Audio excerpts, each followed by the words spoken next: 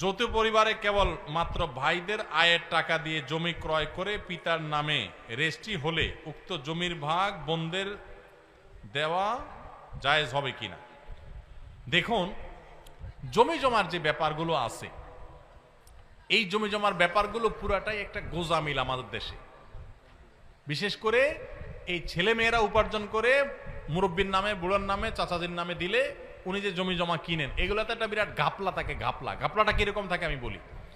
ছেলে উপার্জন করে নিজের নামে জমি নিলে বুড়া মুরব্বী নাখোশ হয়, বলে যে ছেলে কত বড় বেয়াদ্দপ, সে তার নামে জমি নিচ্ছে। অথচ এটা অজ্ঞানতা, এটা রাগ করার কিচ্ছু নেই।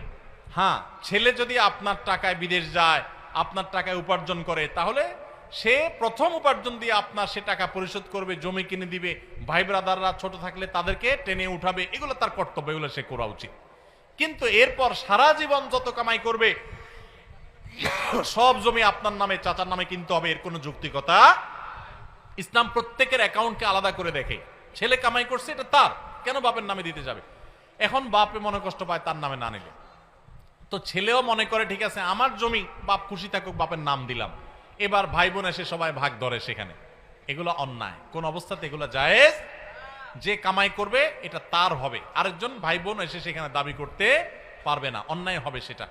মুরব্বীরা অনেকে আছেন দাড়ি পাকা, মাশাআল্লাহ, সেজদা দিতে দিতে কপালে দাগও পড়ে গেছে, শুধুমাত্র এই জমি জমা নিয়ে ছেলে মেয়ের মধ্যে ভেজাল লাগাইয়া জাহান্নামে যাইতে হবে আপনাদের, আর কিছু লাগবে না। এই একটা কাজে আপনাদের জাহান্নামে চলে যেতে হতে পারে।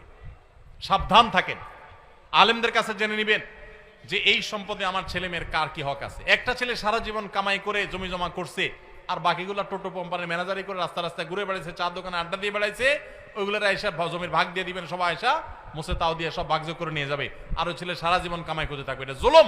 এই জুলুম করার কোনো সুযোগ নাই। বসায় বসায় খাওয়াবেন কতগুলারে, আর ওটার জীবনটাকে লাইফ পচায় ফেলবে।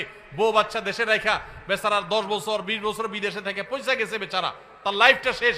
ছেলে মেয়েগুলোর আদর যত্ন দেখে নাই কোনোদিন, বইয়ের যত্ন ভালোবাসা পায় নাই সে কোনোদিন। কামাই করতেছে আর আপনি আনিয়া মেয়েদেরকে ভাগ করে দিচ্ছেন, ছেলেদেরকে ভাগ করে দিচ্ছেন। জুলুম।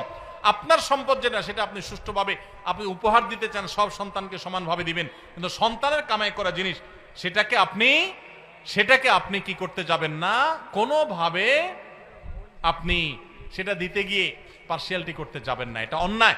যে কামাই করবে এটা তার। হ্যাঁ, যদি আপনার কোনো পাওনা থাকে তাহলে সেটা আপনার হবে। এখন বাপের নামে নিচে দেখেই বাপের নাম বাপের হয়ে যাবে না, সেটা অনেক সময় বাপের নামে মায়ের নামে রাখা হয়, কিন্তু সম্পদ তার। হ্যাঁ, ছেলে যদি খুশি হয়ে বলে আব্বা দেন, আমার ভাই বোন সবাইকে দেন, তাহলে তো ভিন্ন কথা। অতএব এরকম যদি না হয় সেটা জুলুম হবে। জমি জমার ক্ষেত্রে অনেক বাবাজিরা আছেন মেয়ের দিকে টানেন, ছেলের দিকে টানেন না। অনেকে আছে ছেলের দিকে টানে, মেয়ের দিকে টানে না, আছে না? নেই?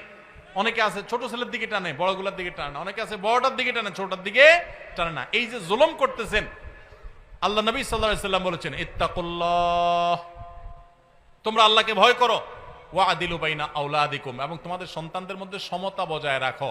সন্তানদের প্রতি কোন প্রকার জুলুম করবা